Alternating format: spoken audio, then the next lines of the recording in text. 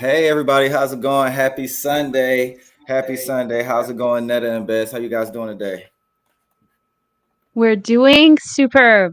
To everybody, welcome to the September 21st edition of the Career Files. I'm Netta Safati.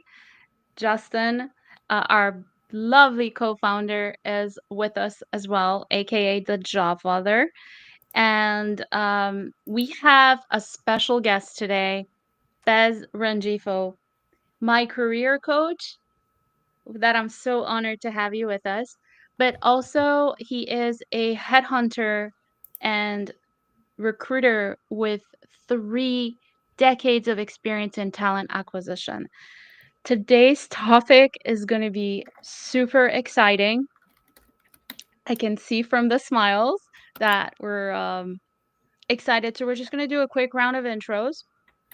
I will be primarily moderating today because Justin and Bez will be running the show today.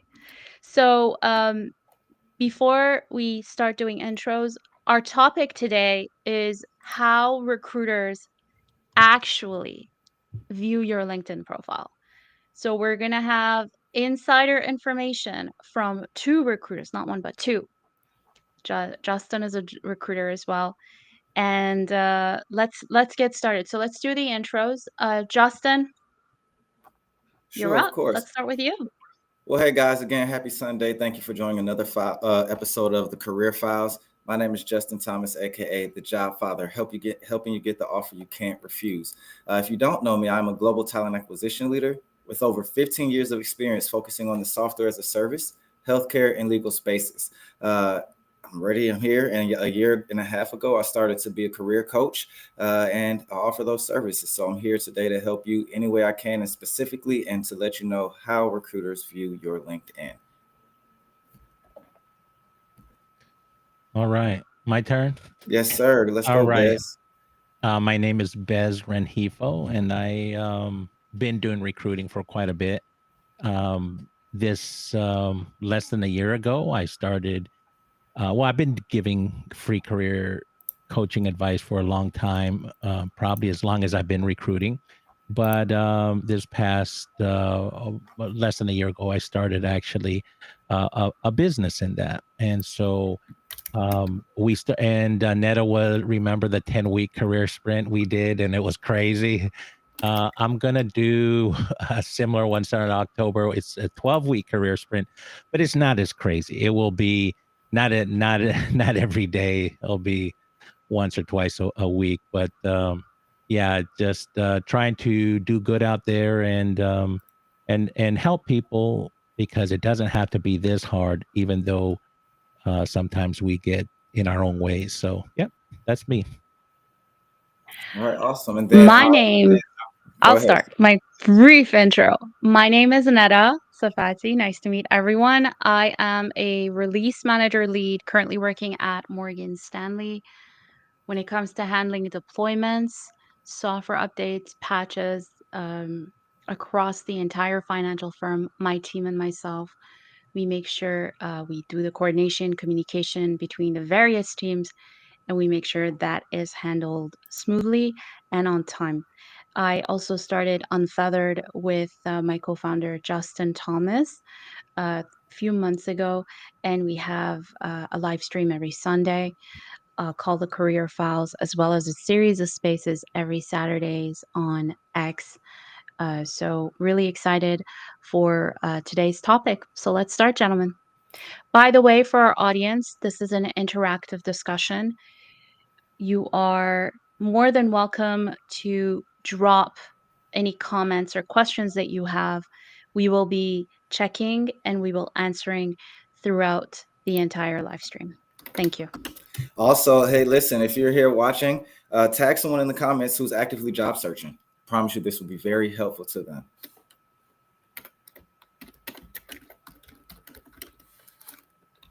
All right. So let's get started. What recruiters see that you don't, right? So first, Bez, are we ready to share the screen for the LinkedIn recruiter side? Or do you need a minute Oh to do that up? shoot! Are we able to do I that totally still? forgot about that. Let me get that queued up. Okay, no So give me a worries. second.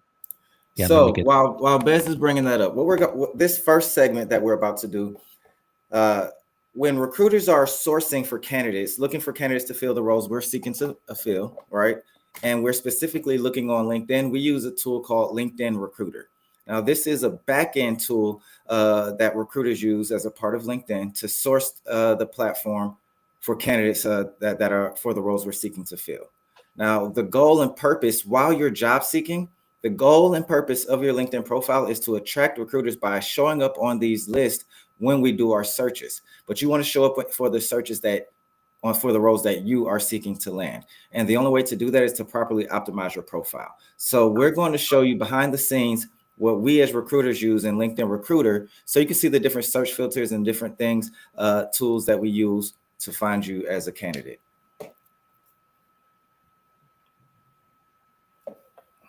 So we're reverse engineering the process for you today.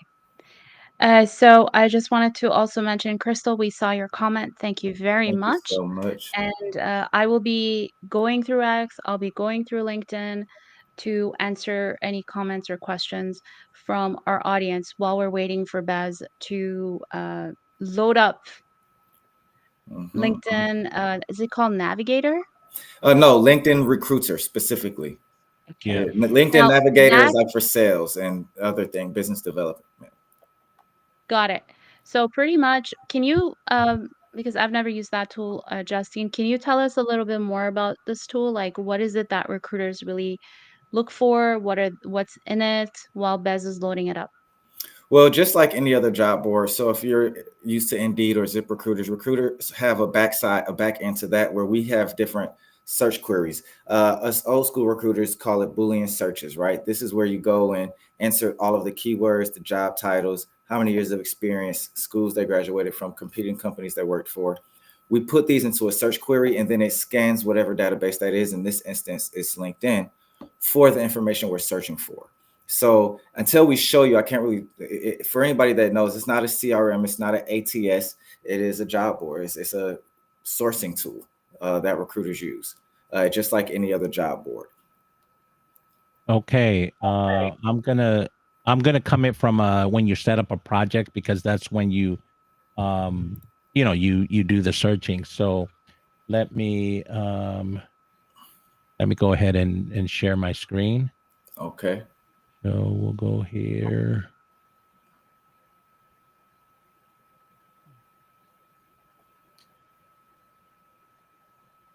Is it allowing you to, or do I have to ask? Yeah. Here it goes. Finally did. Just give me a second. No worries. Okay. It's the first time we're doing a screen share with during our live stream. So to our audience, please bear with us. All right. So here we are. Do you see it? We're in it. We see it. Yes, we see it. Yes. So right above what just so I'm careful in hiding some stuff here.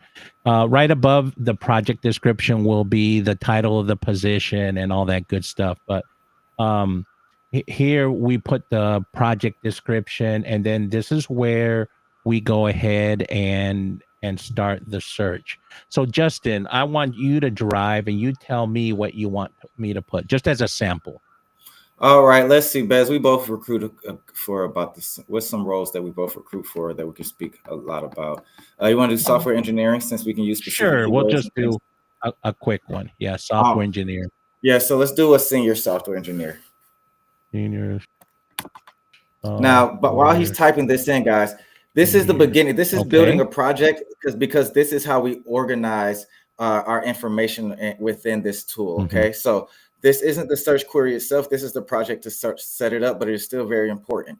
I want you to notice how he's typing titles in, and LinkedIn has auto-populated titles that come up. Okay, this is important. So you can click senior software security engineer. That's fine. Okay. And then select and then one. you can mid to we senior. Want mid to senior. Yes. Okay. All right. Work type, workplace type. Let's and do. Then workplace type are the possibilities. Any preference, Justin? Let's make it easy let's do hybrid. Okay. So now we're going to put a location. Yep, So we're gonna put a good old Atlanta. Atlanta.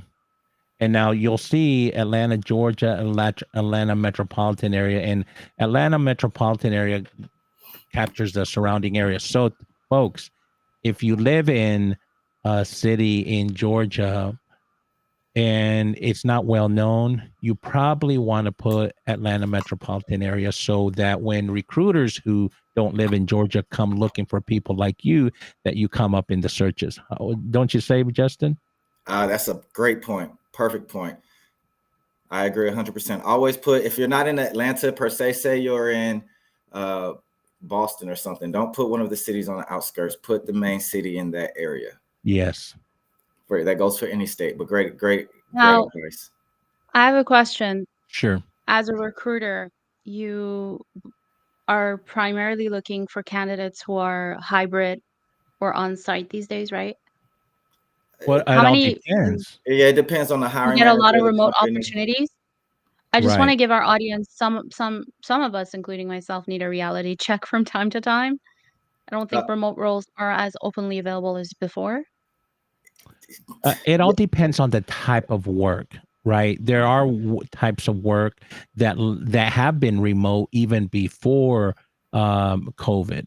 So just and those have been remote because the economies of scale and the it lessens the burden or the cost to a corporation. I give you an example: call centers. Most of them are no longer in a big building that has hundreds of agents in there. They're now typically people are working from their homes these days, and it's a win for the company and it's a win for the employee. agreed. And on top of that, positions like software engineers, they've typically been remote before, right? Just because they're not really people, and it saved the office space, right? And corporate overhead. It really does depend on the industry. The medical industry, you're probably going to be in person. If we're going to speak specifically to tech, if you're working for a tech company but on the finance team, you're most likely going to need to be hybrid or in the office. All right, that's just how it always has been and how it is. Now the reality is a lot of companies are going back to in office, right? But I still say it's about a 60-40, where 60 is still remote, 40% back in the office. Okay. Let's take a step back. The job title. How can a candidate who is, for example, a software engineer, when they want to, let's say, because the point of today to our audience is to reverse engineer, right? So when you're out there creating your LinkedIn profile, if you're a software engineer, what are the job titles that, for example, like, should a candidate have all the different possible options to end up in your Yeah, I'm search? glad you What caught the are security there. Netta, we're actually, so if we can let us get through this part and then we're going to get to that answer. All right, perfect. Okay. Because I'm really curious to know this. All right. So let us get past this one. Employment type, full-time. Right. You want full-time? Okay. Uh-huh. All right. Now forget the skills for right now. Okay. And that's how we do a project, but you typically have to put skills Okay. or get a project going. So let's do SQL and JavaScript. But there's okay. SQL. Okay. And you see we have let's say JavaScript. Let's say, is this a back end or front end? If it's back end, let's do back end. Back end. Okay, so we're definitely going to need Java. Okay. Yep. And so so you got at least some things there, and this is you'll see over here that on the side here there's over 3,100 people that meet this in the Atlanta metropolitan area, and they match at least one of the three skills if you see here, and they're full time. Okay. So this is, I mean, for people that don't know how to do Boolean search, this is probably an easy way for them to go about it. Correct. Is there any way we can get into the search filter where we can put all the different filters? You know, they've changed the UI on it. Hang on. Let me see here. I know there used to be where you can put the different search. Okay, so right here, I have up to 2,000 things I can put in. And here's some of the top skills that they recommended that we can add. So what do you want to do, Justin? Add all of these? Says add all? Yes, 1 second, because we're blocking the thing. There we go. Sorry. All right, there. Go ahead and add all. Okay. Okay. And does it allow you to search yet? Yeah, they've changed the interface a little bit. Yeah. But we can type stuff in. You like down here, we can put in anything else we want. How do we view the 3.4K in this one from this window? Can we scroll down any? We have to. Okay, so let me see. We've got everything. For whatever reason, something's going on. It's not letting me create a project. I'm wondering. Oh, I didn't put a name to the project. Yeah, so let's put senior. All right, guys, while he's typing that, remember, it's very important. This is why it's important to put the skills on your profile. Go ahead. Create project. So create the project. Okay.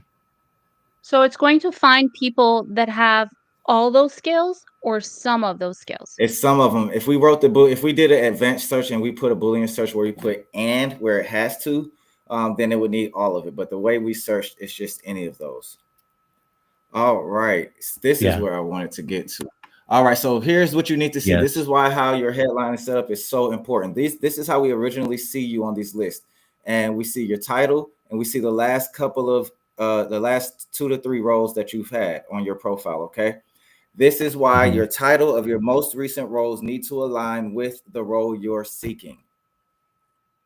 Okay. It has to align. It has to align because we're doing a quick search. And if we don't see that, no, we're not really going to click on your profile. We're more apt to click on the profiles of the things that match right away. Okay. And you bring up a good point, Justin. Let's say that you're a senior software engineer, but nobody's ever called you that. And you just put software engineer. But you keep getting calls from recruiters that are more like intermediate software engineering positions, and it's not challenging for you.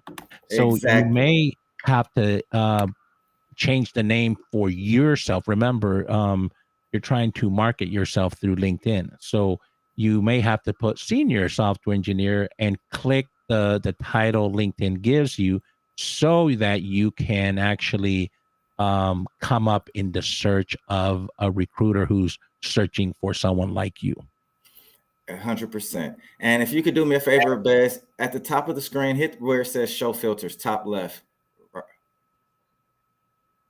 Not that far, right above there, right above the chat. Oh, yeah. Show filters. There we go. Okay. Boom. This is what I like. Okay. So can you go to the top where it says senior software engineer?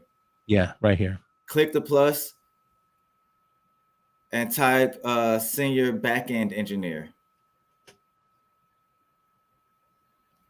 And don't hit anything. Don't select it. Well, don't hit enter once you select it. So they have senior backend developer. Okay, put that. Okay. Now click back on it. I'm sorry. Click back on that backend developer. See if it lets you edit it. Anything else? Click back on where it says backend developer. Okay. Can you hear me? Oh, yeah, I can hear you. All right, hit the 3 dots. Okay, here you go. Now, this is what I want everybody to see. This is why it's very important. As a recruiter, when we get 20,000 people that it says gives us in the results or even a 3.4, sometimes I want to narrow it down to a couple of hundred. So what I would do is I would put they must have this as a title. Okay, and then look, under that, it says preferences. If you go back, not only must you have it, I can decide if you must have it as a current title or a past. So if y'all select must have and I'll select it has to be your current title, you're not showing up on my list unless you specifically have one of these titles I'm searching for as your most recent or current title. Okay, that is gold, and that's why a lot of you will get looked over. I promise you, if you update your titles to align with the role you're seeking, you will see an immediate shift. And that was the most important thing I wanted to show about the titles. And I have a question, but I'll wait. No, go ahead. I think this is where we can get to the point where we answer your question. Okay. But I saw Bez unmuted for a second, so first we'll go to Bez, then I'll go. Bez, please go ahead. There was a moment there where I lost Justin's audio, but I think if I followed your instructions blindly, did I miss anything you wanted me to do? Nope, you did perfect. I thought you heard me, so great job. Okay. All right. Great recruiters think alike, guys. Okay. Right. Okay, so my question is, does this is like a search engine, right? And we know about SEO, and we know about the importance of sprinkling those keywords about the titles and everything and about me and throughout your profile. Does that take this into consideration, what we just did? Does it take into consideration if a person puts different job titles that are somewhat relevant to what they're doing across their profile? Does it help them come up and no? The reality is that we also put different skills as well. So they will come up, might not come up as high.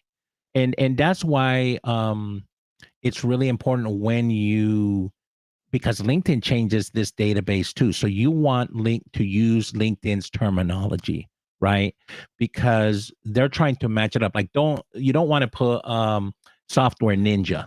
Like people have titles like that, like they have these cute titles.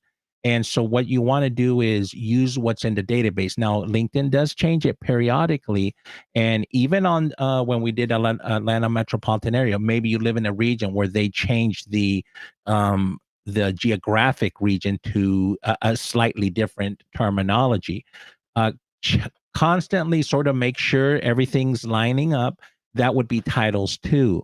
Now, if you have the same title LinkedIn uses, and you also have the skills that come up in the skills and assessment section, you'll definitely come up a lot higher. So I'm not saying if you don't use the title, you won't come up. You may be somewhere down the list, but you want to come up on the list, and that's what we're trying to. Justin and I are trying to explain to you. So we have one of our audience members who made a comment on YouTube. Thank you, Crystal. Now I understand why I was advised not to enter an end date for my last role on LinkedIn, that is. So thank you for your comment, and we're glad that, this live stream is helping you out. The other question that I asked a little bit earlier is, when a candidate has, and this is related to the different job searches, to the different job titles. For example, just an example, I am a project manager. I'm also out and about looking for program management. How will you as a recruiter view my profile if you see both program, project, in the headline? Or maybe another field too, because some people really like to scatter an open wide net and keep their options open. I want to hear your perspectives as a recruiter with regards to that and how it affects this search. So for me, first and foremost, we will be able to find you because if you're looking for recruiters, know just like we put back-end engineer and senior software engineer in the search, we know to search for both of those titles, right? So to answer that first part of the question, if it's specifically a project and a program manager, we understand that those things can be a little bit interchangeable and know how to look at for the smaller things on the profile to determine that, or at least reach out and have a conversation with you. Now, the second part of that was like to spread a wide net. I do not teach spread a wide net. You have to have a target and focused role that you're going after. The job title may be 2 to 3 different job titles that's known throughout the industry, but the skill sets that it takes to be successful in that role should be the same. So casting that wide net, to me as a recruiter, it looks like you're all over the place, right? If I see at your most recent job, you're a project manager. Before that, you were a customer success manager, but before that, you were doing not product management, but something that marketing, right? Like marketing and communications. That's a little confusing. I'm wondering, where are you doing? So when I look at your profile, but then the next link I click on, that candidate has been a project manager or program manager for the last 10 to 15 years consistently. I'm going to move forward with that one before I would with you, unless there's something else that you saw. Okay. So there's a lot of things that are taken into consideration. To our audience, if I look elsewhere, it's because I'm also monitoring the comments on YouTube and on LinkedIn and on X. So I would encourage you, I'm asking as many questions that come across my mind on behalf of our audience. But as I always say when I host the hunt, I'm not a psychic. We're not psychics up here. We don't know the questions that you have. Just please ask. Don't be shy. And Beth, can we hear your take on that? Yeah, I agree with a lot what you're saying.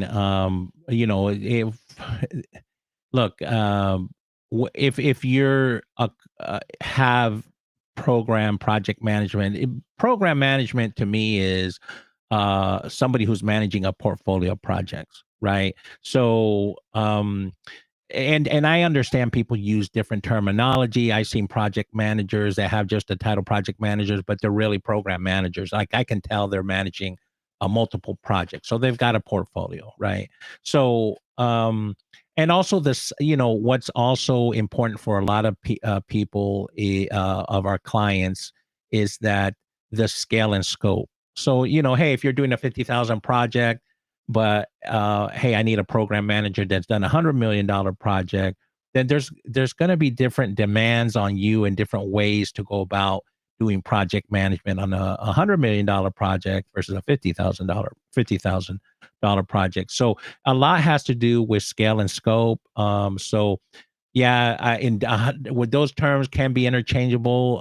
And I agree with Justin that should be focused on what you're looking for next, right?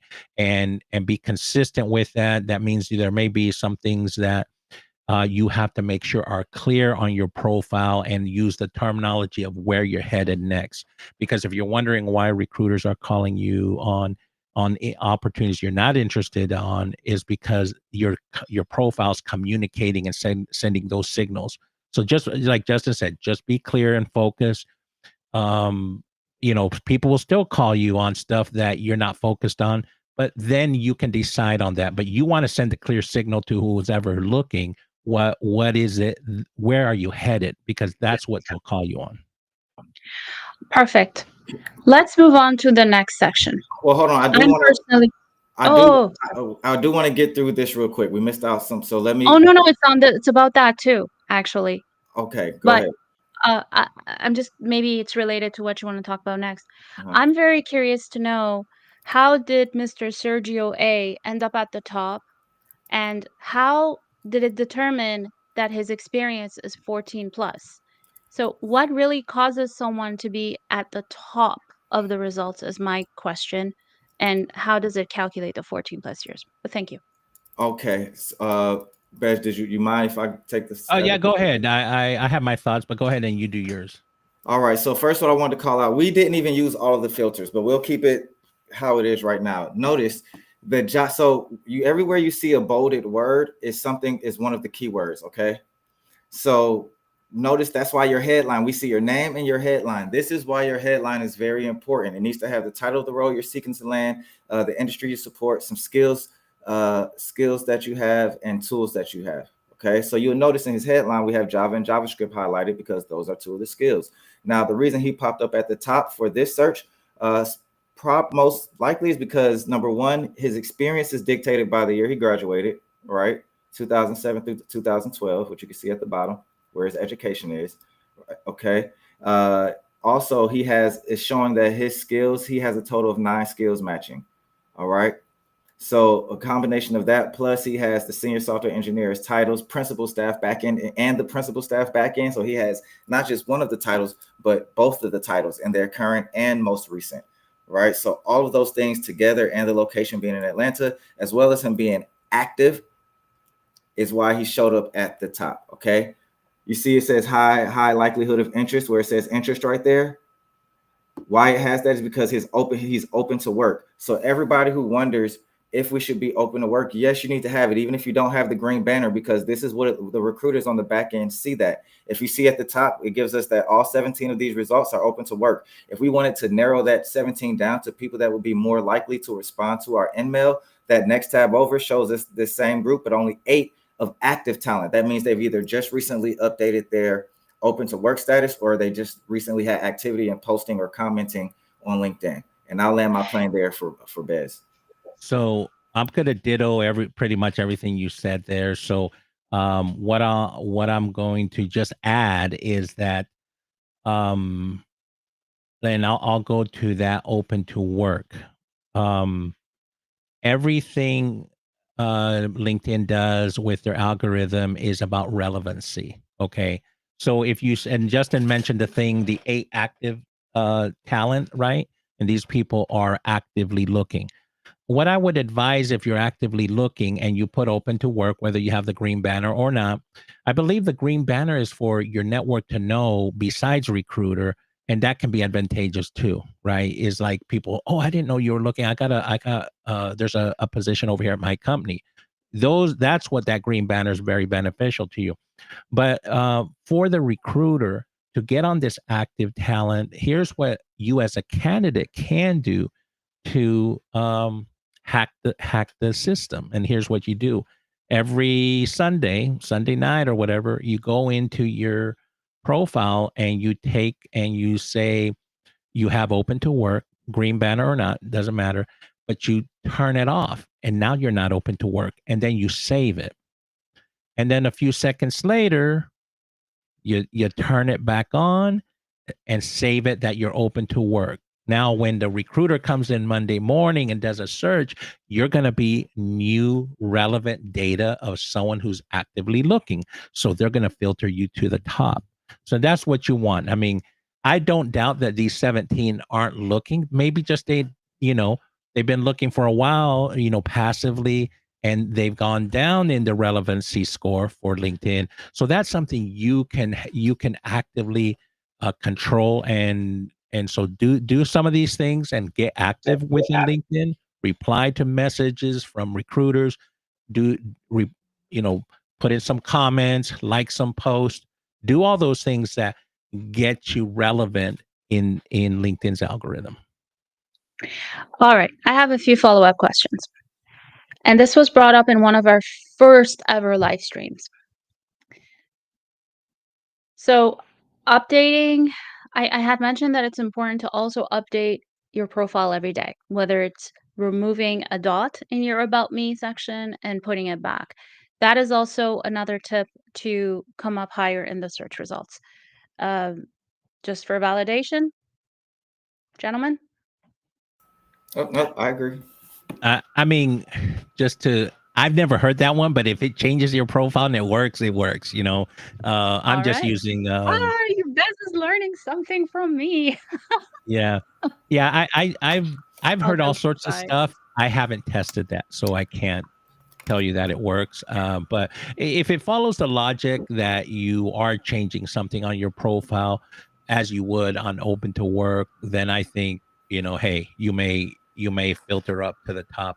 I just know that the testing has been done on that open to work, and it's an easy one to turn off, turn on, and there you have it. Okay. So Bez, I think that will be enough for this section on the showing them the back end. Is there anything you wanted to close out before we go to the next part? Or Netta? Can I ask something? Resumes. I've always wanted to ask this to a recruiter. You are able to see my past resumes in here? No. We only can see it. This doesn't pull your resume. Your resume is only on your profile. So if it's off of your profile, then it's gone. Yeah. At least for LinkedIn Recruiter specifically. Now, if you're applying to a company and it goes into the applicant tracking system, then yes. Yeah. Yeah. Okay. I think I have mixed thoughts on that. I think one of the things that you want to do is give people intrigue. So What I want them to do is to reach out to me and say, hey, interested in talking to you. Can you send me your resume? Right. So now you have a connection to someone. If you put your resume on your LinkedIn profile, there's no need to contact you. They can make the decision right then and there. Right? Amen, brother. Yeah. Thank you. Thank you. See, guys, listen, Bez has over 30 years of experience. He has double my experience. I'm happy he said it because I've tried to beat that and drill that into my clients all the time. So if you're listening, no, it's not just me. This is this is just the truth. The whole point of your LinkedIn is to hook them in. They can make assumptions there on their own if they just see a resume and they don't see the thing that they're looking for. Right. Yeah. And I know there's a propensity to share too much. Well, that propensity doesn't lead to curiosity, and you want to get them a little curious. You want them to show some love to you, chase you, right? Yep, exactly. So that's where that psychology comes in, and it works. Believe me, it just not only works in a job search, but in a lot of other areas. So yeah. Okay, so One Beth, of our go ahead. wait. One of our audience members asked a question. What about the industry listed in LinkedIn? What if I am industry agnostic? Crystal asked. Great question, Beth. You want to take that one? Again, it's all contextual, right? There could be skill sets that do cross multiple industries. And I'll give you an example: cybersecurity. Okay. Now there be some different consideration in regards to legislations, laws like HIPAA and things like that. But cybersecurity is a sought after skill. I know people like to say, well, I need a cybersecurity expert from healthcare industry. Well, you can find one from financial. I mean, it's just as good. So now, let's say, now there could be some industry specific that align better with a certain type of job. And you should know that if you're in that industry. Hey, here's a job description. How about being a surrogate? Now, normally that's a whole different ballgame where you have to work with lawyers to make sure that you can actually discriminate in a job description, right? And that's a legal term called bona fide. I can't remember the rest of it, but you need to be of a certain gender, right? So, great question, though. There's a lot of nuances out there, and but to be industry agnostic, I guess there are skill sets that really work well across all industries. Can we remove her comment for a quick second? Hey, Bez, I agree with everything Bez said, but can you hit that advanced search for me? Yes. So notice we didn't include that filter. So Crystal, specifically for LinkedIn, we didn't include that filter for this search. So right now we're pulling up every industry. Does it still have industry as one of the options here? Yeah, let me go down there. Right over here. See, industries. Okay, hit industry. Okay. So let's type in software as a service if it comes up. I don't think that is an industry. Type in an industry, Bez. I guess one of your. She wrote IT project manager, for example. IT project manager is not an industry, but look at this. I put S and look what came up. Any of these interest you? IT services seems to be the closest thing. Okay, let's try that. So IT services, IT consulting. So it's still. Do we still have 17 people? All right, let's put an industry that has an engineer but may not be in IT. So, I mean, an industry. So clear this one? Yes, please. Okay. What do you want then? Education. Do education. Education. I'm just curious. Bear with me. So higher education. Which one of these do you want? Just education. Okay. All right. Now let's go back to this. It changed. Is it still at 17 results? No, it changed to 0. Okay, perfect. All right, you can exit it out. So, Crystal, my whole point of this is a lot of recruiters, unless they have a very unicornish need, meaning a purple squirrel, meaning somebody that's hard to find, only typically do I see recruiters, or at least myself, narrow it down to the industry. right? I'm focused more so on the titles. So yes, if you're in medical equipment manufacturing, you can put that on your profile. And if somebody happens to be looking for an IT project manager specifically in that field, you would be in that smaller pool of candidates that is presented. Would having that on your profile keep you from any other industry? I don't think it would keep it from you unless that recruiter specifically searches for that industry that you don't have listed. So let me dovetail on that. So you don't know how a recruiter may be searching, right? And that's the part you don't know. You're trying as a candidate to do the best you can. But let's say you're a software engineer in healthcare, right? And you and someone puts a recruiter puts in LinkedIn recruiter software engineer and doesn't put any industry but comes up with 10,000 hits. Okay, now they're going to start to whittle it down. So they say, well, let me see what happens if I put industry and I hit healthcare, right? And let's say you happen to clearly articulate that you're in the healthcare industry. Well, you're going to be one of the 17 results versus the 10,000. So, it's hard to predict, right? Let's say they do a general search and across all industries and they come up with 30. Well, that's not that bad, right? Someone might go through 30 knowing that, out of so many, they're only going to get so many replies, right? But if they hit a big number, that's when they'll start to figure out ways to whittle down the pool. So you yourself can just articulate what you do the best you do. Let us recruiters figure that out. And I think you're going to be okay. Thank you for the question. Great question. Thank you. Indeed. I think Netta has something to say as well. Sorry. I want to really thank Crystal for her questions. Nitika, I saw your comment on LinkedIn. Levinus, I hope I pronounced your name right. Thank you for being with us.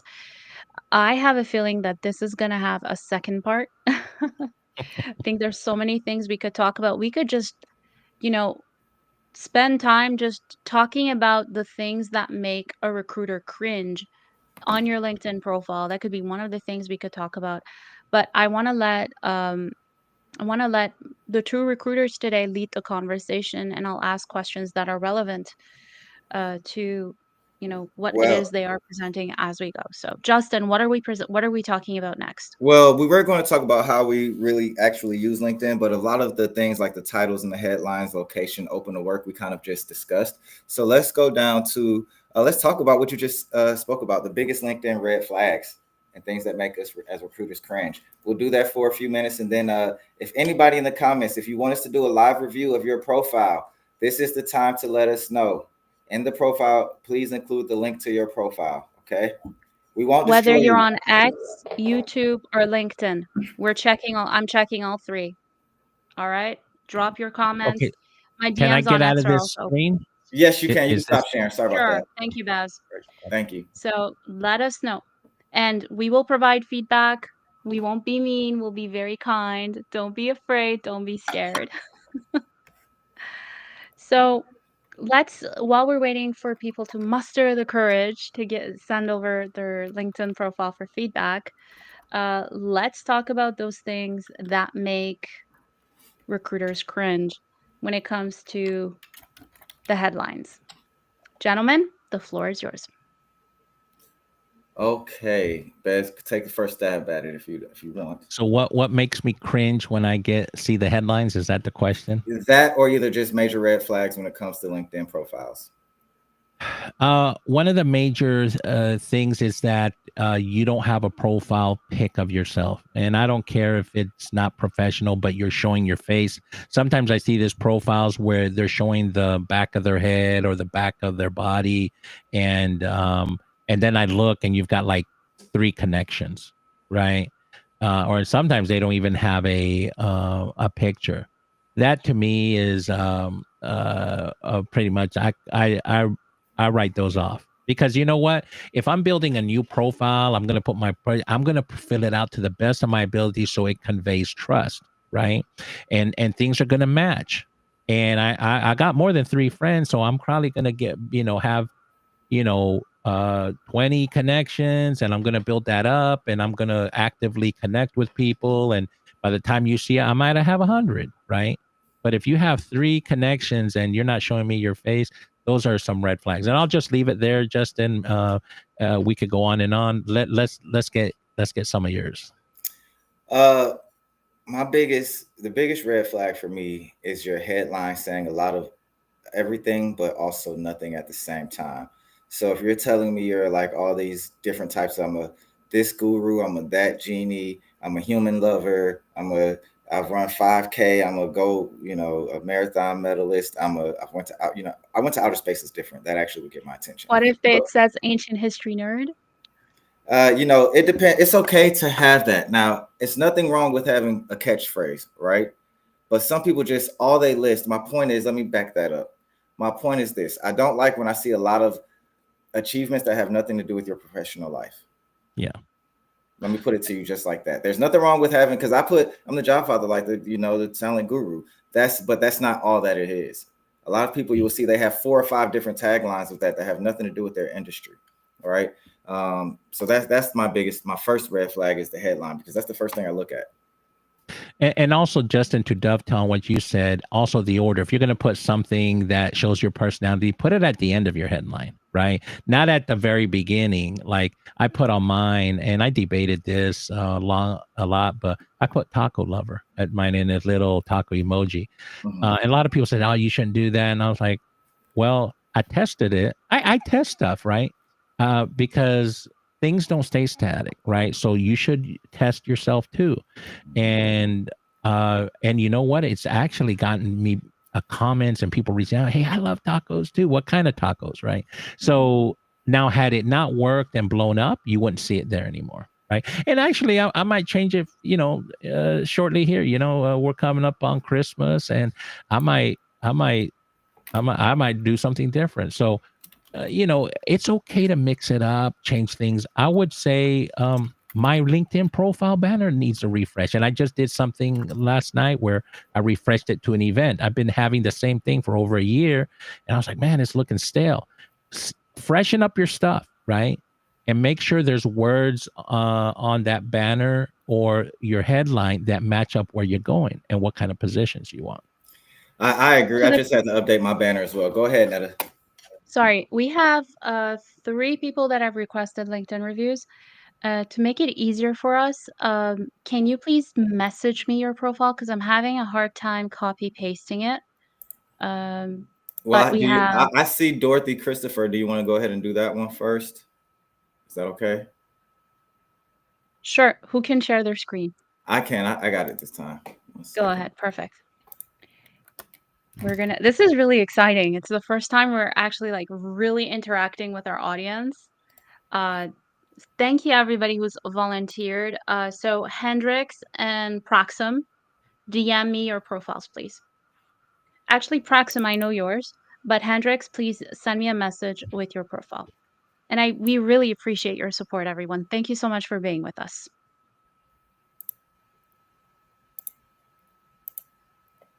Oops, sorry, I'm not meaning to show all my business. All right. All right, here we go. All right, Dorothy, Bez, you're the guest of honor. Let's go ahead, take a stab first. All right, so I'm going to start with the banner, okay? Because I go from top down. So digital forensics, cyber defense, threat analysis. All right, so I already know she's in cybersecurity because it's clearly communicated. Now, obviously, I can't see it, but I assume those badges are certifications and some extra training that she's done. Am I correct on that? Yes. Okay, so I like that. I will say kudos to Dorothy on that. Okay, that's good. So now if I go down, even beneath, she says cyber safe foundation. So look, I haven't even gotten to her headline, man, and I'm already on she's cybersecurity, right? She's caught my attention, right? So good work.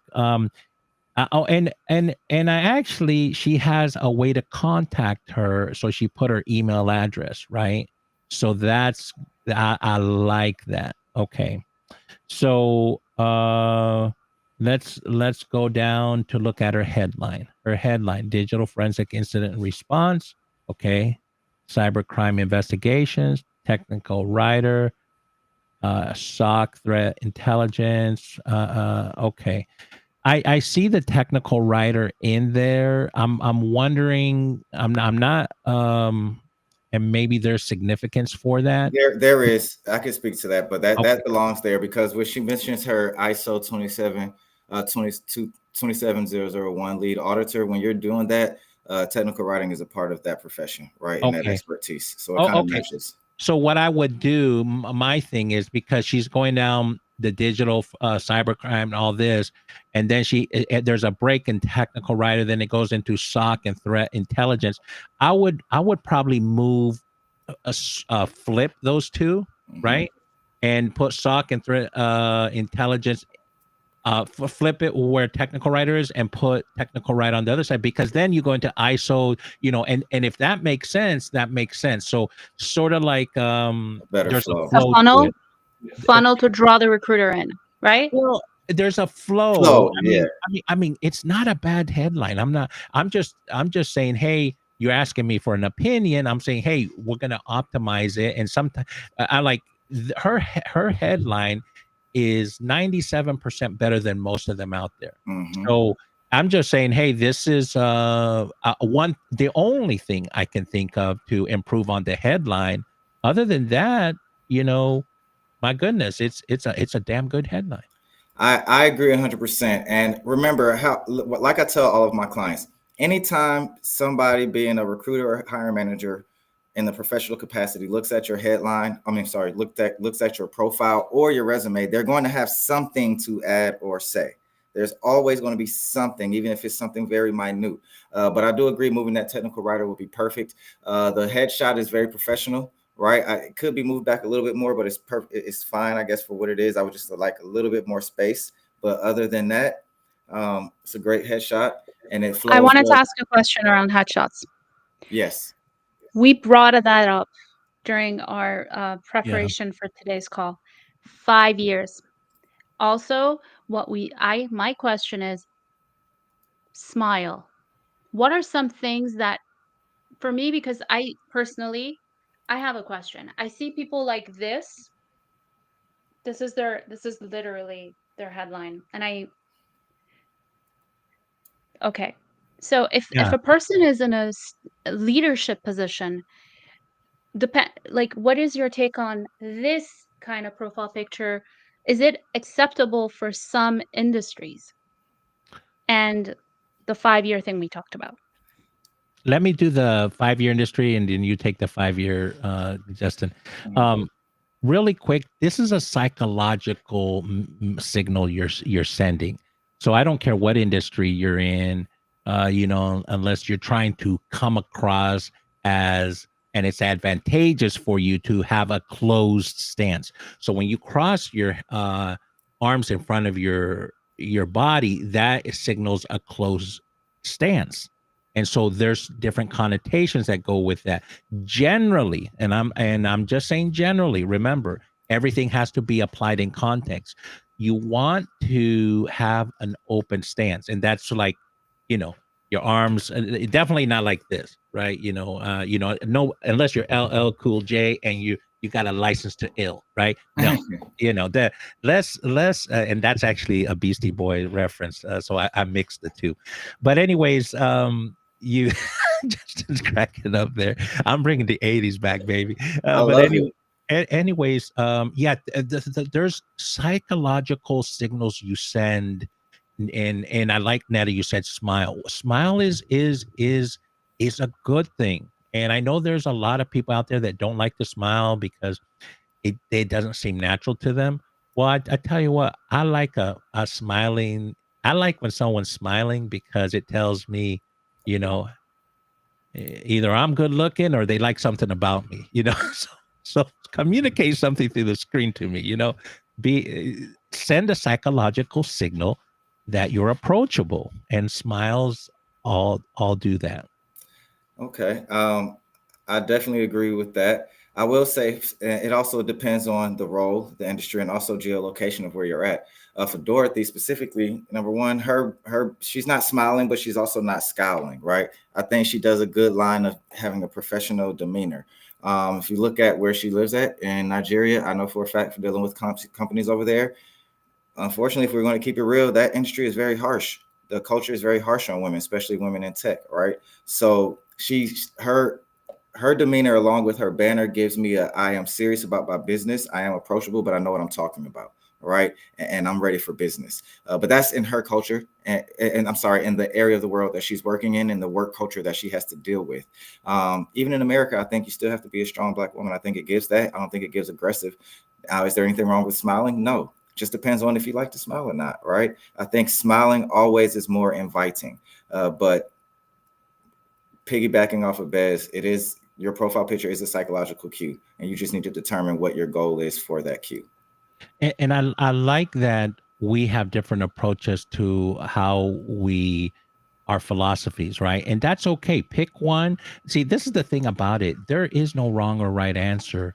It's look, you may resonate with how Justin says it. You may resonate with me. It's an ideology or philosophy, not wrong, and by all means. But he brings up a good point. Culture does have significance in certain areas of the country. I'm probably more with some of the comments I've made are more in line with here in the United States.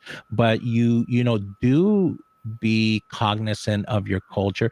Hey, some people that I have dealt in other parts of the country, I just see their eyes, right? They've got the their faces covered and things, but you look at their profile, they're very accomplished. See that they're being sensitive to their culture, right? So I agree with you, Justin. Is it's going to be. It all depends. You can still communicate a lot of things if only your eyes are showing, right? I can still know if you're smiling through your by how your eyes are, Agreed. But The eyes are the windows to the soul, I yes. always say. But at the end of Unfortunately, at though, the end of the yes, day, if you've got the skill set and I'm not gonna cry if you're not smiling. Come on now. I have to say something very honestly because, one of the things we talk about in this live stream is we're real and we're raw. Unfortunately, bias still, I know you're both not like that, but for some recruiters, the bias is still there. They don't take into consideration, and I'm sure that's a minority of recruiters, the cultural differences and the nuances that come with it. But I just wanted to ask you both, you're in both in the industry. Mhm. You're both in the US. And I wish we had like a recruiter from abroad. And I know a great recruiter, Amna, if you're watching. Hi, Amna Hussein. She's phenomenal. She's from Dubai. We should have her on here. She covers the G7 countries, the Gulf countries, to have another perspective. And I'm sure that recruiters in your industry, there are content that you are instructed upon regarding bias as well. But just wanted to quickly hear your take on that, and then we can move on as well to her about me section if you like. But we also have three other profiles Yep. So now. go ahead, Five Bez. You can profiles respond per to that, video. and then I was going to go do a quick overview. Oh, you're muted, Bez. I think you're muted. Mute. Yes, I was muted. So whether Netta thinks me or Justin don't have biases, unfortunately, we all come to the table with biases. Now, some of us are more tolerant and are more accepting, or we're open-minded more to other things. And because we know one of the reasons why we may be that way is because we know we bring biases and our own lived experiences as biases to the table. And whether we think so or not, maybe we recognize we have those and we temper those down. But recognizing that we have biases is the first step to being open to other approaches, other ways, other things. So Yeah, and then some people who are, you can tell, sometimes that's a journey for them as they go through, matriculate through their experience as a recruiter. They may, they hopefully may start to see a broader world out there, right? But yeah, I think we all come to the table with biases. We just have to learn from them and get better. Agreed. Agreed. Thank you. So really quick, I know we have other ones. Dorothy, one thing I didn't see in your headline is what title are you going after? I don't believe, if this is a title, forgive me, I just don't know. But I don't see an actual title. Like you have the skills and things that will pop up in the search, linking it back to the back end LinkedIn recruiter search that we showed you guys. I don't see a title here in your headline, and that's very important. And when we go down to your titles, so digital forensics investigator, then that's what needs to be in there, right? If that's the role you're seeking to land. What FC, so your titles align for within the security industry, right? But you want to make sure at least this experience, your most recent experience, and the one behind that align with whatever the title is that you're seeking to land next. Okay. And with that, your about section, you do a great job of introducing yourself, right? Telling your path. Okay, giving your other qualifications that make you a better fit for the role, just kind of boost your candidacy. And then you have your areas of focus. I did read very quickly. Bez, you can catch me if I missed it, but the only thing I think I'm missing is some achievements. What achievements do you have? Right? This is a highlight. Tell me your highlight reel. Metric, quantifiable metrics. Things, if you're an auditor, okay, so what is your rate of success for auditing, right? Well, whatever that may be. I forgot those metrics of what they actually are, but you should know it. Bez, I know I'm going kind of quickly here. You have anything to add on top of the about section? That was the only thing that, without diving into, like when you said achievements, I was like, yes. And remember, when we talked about the intrigue of attaching your resume to your LinkedIn profile or not, one of the things your about section should do is ask the question, am I selling the sizzle and not the steak? Because you don't want to sell the steak. You want to sell the sizzle. So, and Justin said, highlight reel. Absolutely. We want to know what that highlight reel is. We want to like, oh my goodness, I need to call her now before another recruiter calls her. You got to capture their attention within 3 seconds, people. Let's be blunt. They have thousands of profiles to scan. They have a ton of work. They don't have time to sit down and read a story. This is for anyone's LinkedIn profile. Great. You gotta get their attention. And at least that we're in an attention economy right now. We're fighting for the recruiters or the hiring manager's attention. What makes you special? I think to what Netta is saying, especially in that first paragraph, just come out and slap us, right? Because then you want us to read the rest of it, right? Like, hey, award winning, or maybe one thing you did great. And then as you explain yourself, you can put other achievement, but just come out of the gate strong, and you're gonna get a lot of people stop the scroll. And also on top of that, add how many years of experience. You say who you are professionally, but you don't list your years of experience. That's the checkbox we need checked off in the first 2 to 5 seconds. Okay. So make sure you do that. Your activity, your posting, right? So I would take the time to go through that, but in the interest of getting to other profiles, you need more information. I already have something to point out here. There is no profile picture for the company. Is that a red flag for a recruiter? Yeah, I'm going to go look more into it. Yeah, I think sometimes people don't attach it. Like if this company called Safe Empire, a lot of times they have a LinkedIn page, and when you're typing the name of the company, it should come up. If it doesn't come up, then you need to ask them to make a LinkedIn page, or maybe you can do it for them, so it looks more legitimate. And I've made that mistake too, and and I've caught myself, I need to attach it, right? So do yourself a favor, right? And if the company was acquired by another company and the company name changed, just attach it to the new company, and then in parentheses, just put formerly whatever it was when you worked there, just so that the profile picture of the company will come up. Also, you need to have what you did here. This is the most recent thing you've done, and it was since 2023. So I don't know what you've been doing since then. All right. There's nothing intriguing. Yes, you have bullet points here. Quantifiable metrics. I would read it, just kind of make it a little bit more prettier, space it out, give it a little bit more white space. Also, section it off into actual key achievements, right? Maybe have a brief 1 or 2 sentences about what you did, what your overview of the role was, and then key achievements. Don't just copy and paste bullet points from your resume. That is my opinion. Bez may have a different opinion, and other recruiters have differing opinions. But from my point of view, we got to leave something. Oh, Bez said it. You got to sell the sizzle, not the steak, right? Intrigue them with your achievements and an overview of the company and what industry that company supported. Yeah, I think what Judson says has a lot. Like I'll tell you this: us recruiters, let's say you're dealing with a special.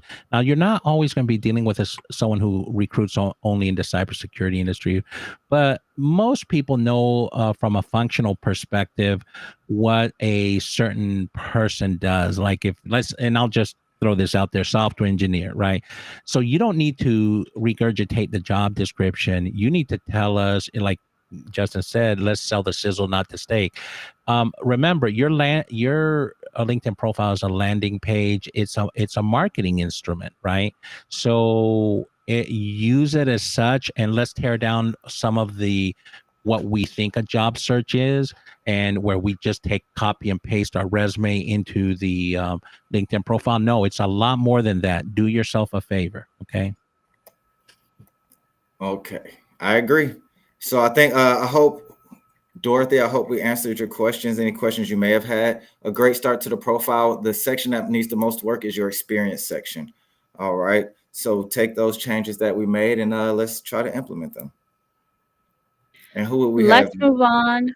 Do we have time for another LinkedIn profile review, or gentlemen, I you would do like if Bez does. I mean, I can Yeah, regardless. I gotta go at 2:00. So, but other than that, yeah. Okay. So Let's review Paul's Paul LinkedIn profile. Product. It's I put it in our chat, gentlemen. got it. Bez, I see you smiling. Yep. A big smile. All right. Let's see what he's got. Let's see. Yes, Praxim Paul. Let's go. Very talented product manager, principal level product manager. Can someone please share their screen? 1 second. I'm getting just Thank you so much. There we go. All right, Paul, a seasoned product manager, leverage experience based on insights to lead teams in creating customer-focused products that drive business growth, foster collaboration, and transform experiences. All right, so you definitely tell me exactly who you are, and I love it, right? I stay away from filler words, especially in the headline. Words like seasoned or detail-oriented. Just tell me who you are. Seasoned, sometimes if people are biased, because some people can make it seem old, right? Shouldn't matter, but honestly, people have biases. So you want to stay away from those type of words. I would like to see more of the tools that you use specifically for the headline, only for the search, for the SEO purposes of showing up in the LinkedIn recruiter searches that we showed you on the back end earlier. All of this is great, but only product manager and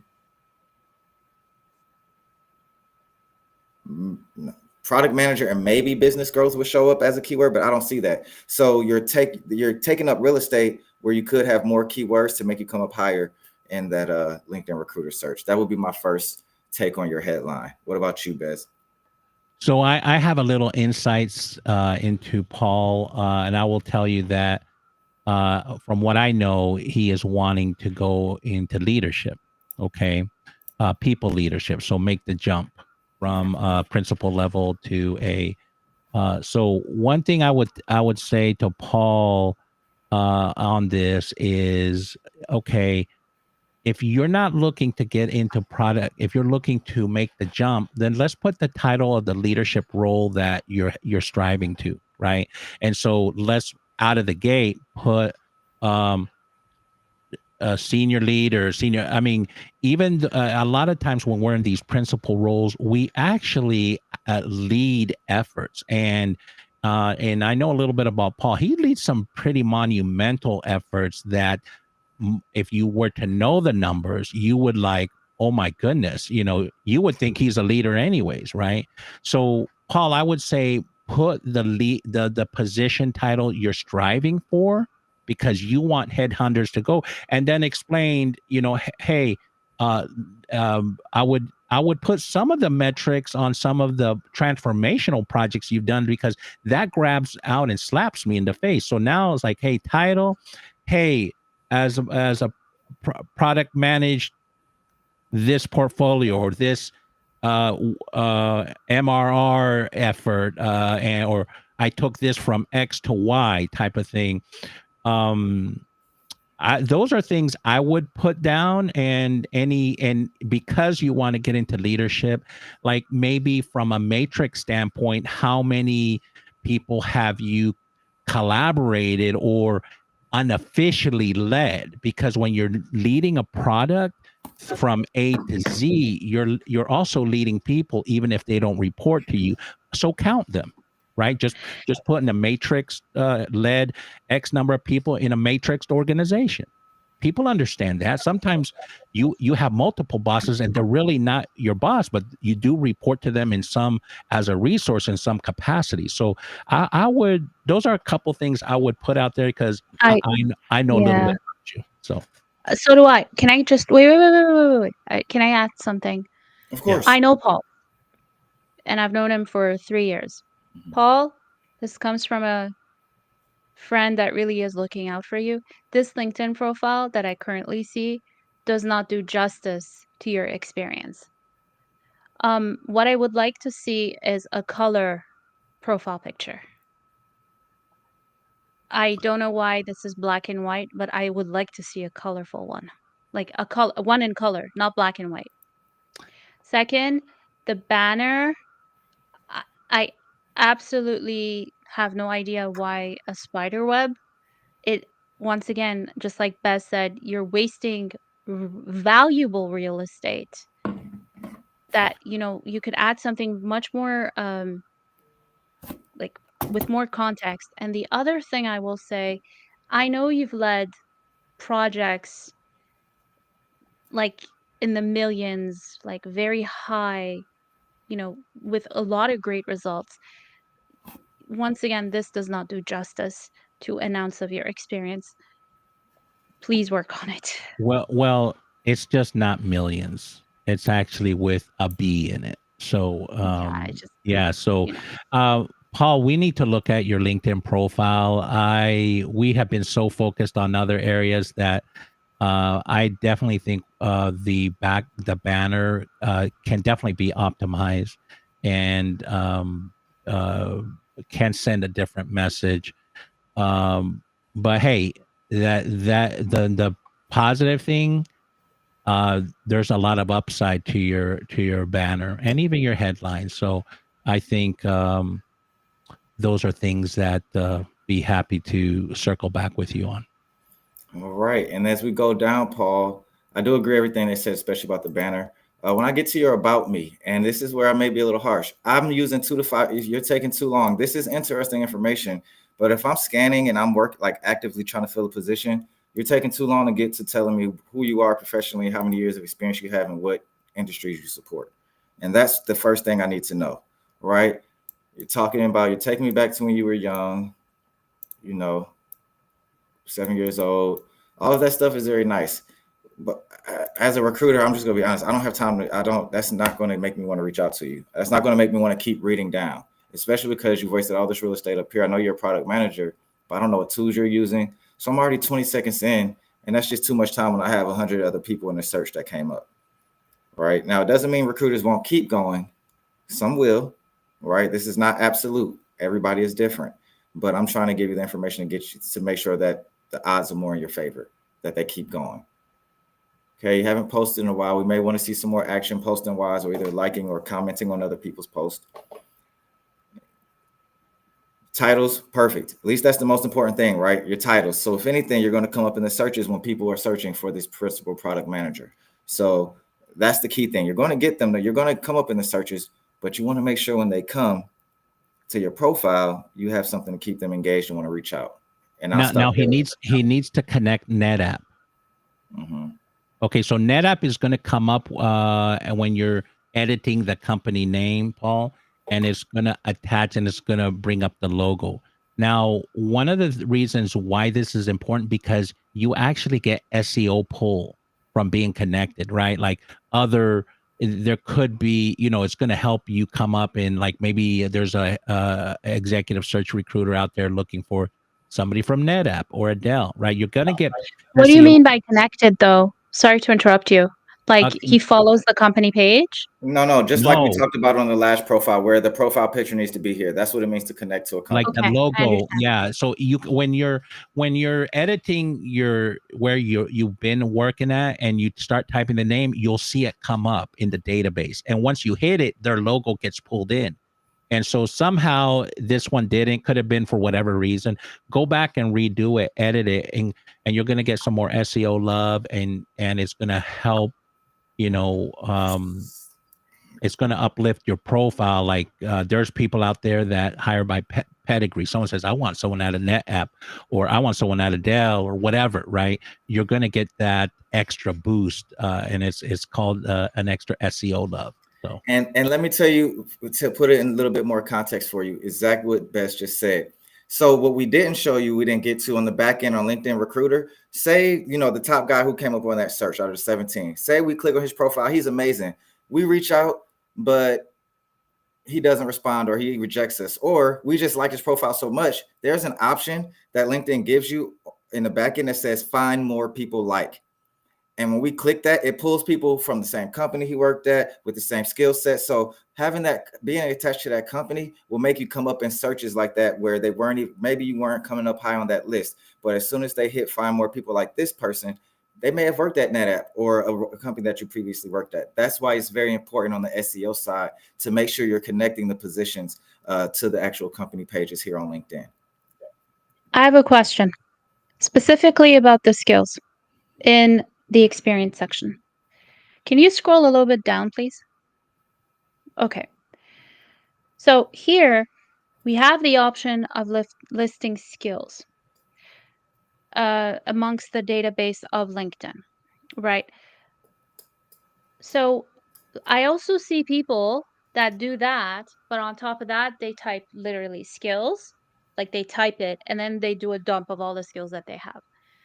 What is the difference? And in terms of SEO, could that, if someone does both this and lists the skills like with comma format and whatever, will they come up higher in the search results? It kind of depends. The short answer, honestly, is yes. So just like you saw, remember when we showed the search results and it had some of the words in the headline bolded or throughout the profile? Anywhere. So whenever you put skills or keywords or keywords, right, it'll pull from your skills section. But if your skills are listed anywhere else on your profile, so if they typed it out, then yes, it would just have it as more hits, right? So yes, it would come up higher. Technically, that's a great question. Yeah. So, and you also, if you are going for a leadership position, you might want to put some of those skills there, especially if you worked at a significant company where you're a principal product manager and you're leading an effort that's, a significant effort. You're going to want to sprinkle that in with some of the other ones that will showcase yourself as a leader. So it all depends what you're doing with your profile and where you're headed, that you need to position your profile at that given time. Now, it could be that in the near future, you pivot to something else. Well, then you change it then, right? I mean, you don't have to be married to anything on your LinkedIn profile. You can test things. You can change things. You don't like it. You see someone else who has another profile and it looks really good. Say, hey, I want to use that. Hey, I encourage people to look at other people's profiles and see what they may like that they can take with them and change on theirs. Yeah. Agreed. And for you, Paul, before we wrap it up, I'll let Bez or Netta have the last words. But you have information here. But listen, we're scanning things. We're scanning resumes and LinkedIn profiles for a good part of our day.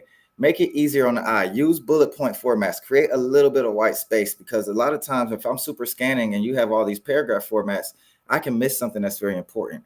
And what I don't see is I don't see any quantifiable metrics. I don't see any achievements. That's what you need to have here to kind of pull me in as a recruiter, right? And not get looked over. I'll agree with that again specifically because I know Paul, and he's downplaying his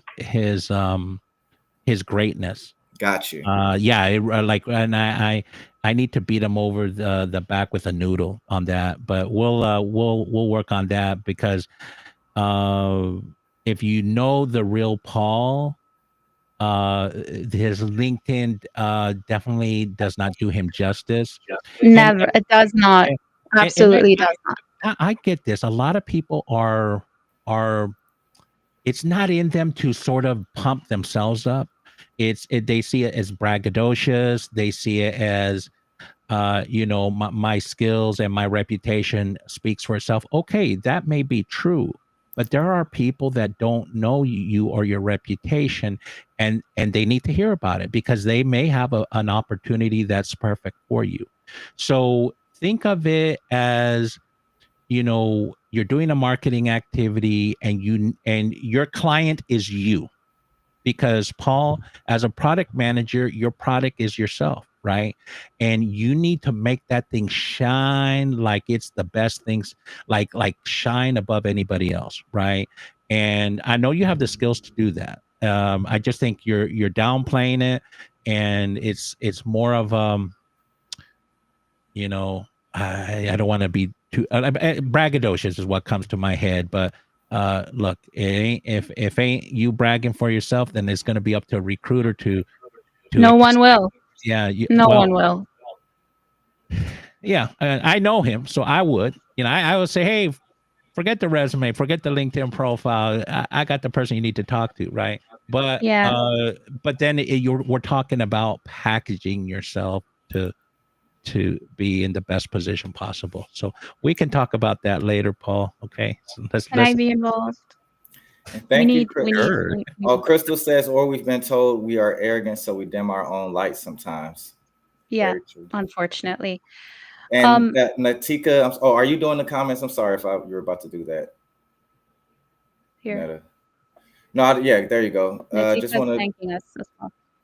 Thank you, guys. And we did end up getting a lot of LinkedIn profiles. We're not able to get to everyone today. We will do a part 2. I'll make sure so we can come back and get some of these profiles done. But thank you very much, Natika. I hope the notes help.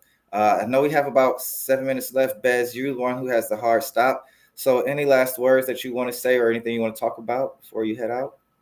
No, I think this was fun. I think it may be eye-opening for many of you. I think what for those that are listening today, Netta, Justin, and myself took some time out of our Sunday to help you, and we're paying it forward. Now, I'm not saying this for me, right? I'm saying that this should be something you're normally used to doing. If someone gives you some love, give them some love back. And we're talking about social currency. So even if it's a 1 or 2 sentence post on LinkedIn, say, hey, I like what Justin said about this. And, I'm going to give him a shout and thank you, Justin. That's social currency for us, right? That's all we need. And you know what? Sometimes this gives us the fuel to keep on going and doing stuff like this, which nobody here is getting paid to do. In fact, it's probably costing us money to do. Show us some love because we've given you some love back. Oh, thank you very much, Bez. And make sure you give Bez a follow. Bez is he is the GOAT. He is a great career coach. He's been an inspiration to me throughout my career. So make sure he has some great free content out there. Listen, I am great at being a career coach and a recruiter, but that doesn't mean I'm the only one. Bez is a great one as well. We actually owe Unfeathered to Bez. Yes. Why? How's that? Bez connected us. Bez connected Justin and I. Yes. It's something I do a lot. And I remember when I was younger, I was like, I want all the marbles. But that's not how life works. We need to, look out for each other as humans, right? And we shouldn't expect something in return, right? Because when you don't, the universe tends to pay you back tenfold. So I regularly refer people to other people because I believe they should be talking. It makes sense for them to be talking. And look what's happened. A really nice budding relationship formed between Netta and Justin. And that's what we want. Those of us that are in a position to refer people, don't be selfish and keep people from meeting each other. Put the right people together that need to be talking, because then they're going to refer you. They're going to look kindly upon you, and they're going to refer you and say, "I remember." That's how you build your network, right? And that's how you get introduced to other networks. And that's the power in getting your next job or landing that really nice job, is that you are known as a connector. Ned is a connector. Justin's a connector. And you regularly put people together. So those are my final words. Get into the habit of connecting people. Thank you, Bez. Justin, what are your final words for today? My final words are, as always, keep God first. Remember, if God is for you, who can be against you? When things don't seem like they're going right, remember the things that already has gone right in your life. That's where your joy lies. Don't let the enemy can't take anything away. It's usually you. Don't wallow in what's going on, but look to the things that God has already done for you, and look to the future of what he's going to do ahead of time. As well as thank you so much for taking the time to join us today, Bez. As always, we love having you. Thank you, everybody, for taking time out of your Sunday to come to another episode of the Career Files. And to my wonderful and gracious co-host and co-founder of the Unfeathered Community, thank you for all that you do in front of the camera, behind the camera, and just as a good friend personally in my life. And those are my final words for today. All right, and I'll do mine. Thank you for the kind words, Justin. Bez, we are incredibly grateful to have you. Actually, all three of us have inspired each other. I remember coming to you in November 2024, asking you to be my career coach, and you accepted that role. You weren't ready for it, but you accepted it. My last words for anyone is, um, just because someone has 20, 25 years of experience, you can still inspire them. So have an open mind and have an open heart and approach them. You never know, because that propelled Bez to start the Career Collective Yes. I will tell and you on so many something. other things. Yeah, tell me. Netta was very instrumental in my journey, because I had, us recruiters and us people, we can be very confident, but we also can suffer from imposter syndrome, right? And that is, because we're perfectionists. We want to do things excellent, right? So we don't like to do things halfway. So what that took? I started my online career, like how to make money online, in 2016. 8 years later, I make my first online dollar. Like, like that, like don't be me, okay? I ran into somebody and told them that story, and they said it took me 13 years. I'm like, oh shoot. Yeah. But Netta was the nail that pushed me out there. What she doesn't, well, I may have told her this, but somebody actually came to me a year and a half before and said the same thing. And I did all the proper things, did an intake session, and then I felt so inadequate. And so realize that we are ourselves, even in our job search, get in our own way. Know that we're no exception to, right?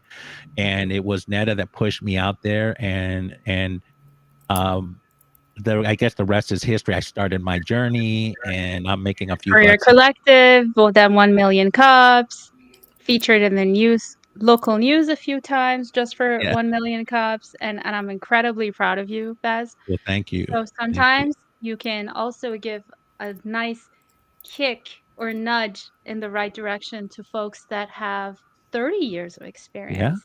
absolutely. So the When you younger came, generation, you Mhm. are a source of inspiration.